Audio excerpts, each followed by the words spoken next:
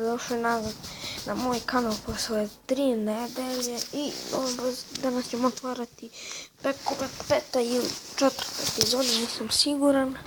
Tako da, znači, opet sam krenuo da snimam i promenio sam ime kanala Petar Games TV. Danas ćemo otvoriti nešto peku, možemo krenuti s prvim pekom. Ide neki dobar kurnaj, nije loš. Znači, sada je upravo igra Nemačka-Poljska i ne gledam ja sad i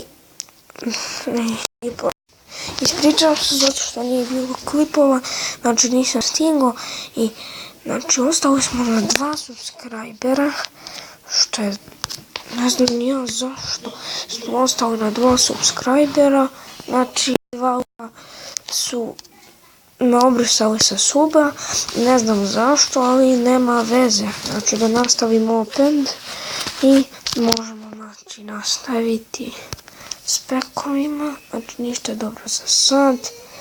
Evo ga Bruno, nije loše.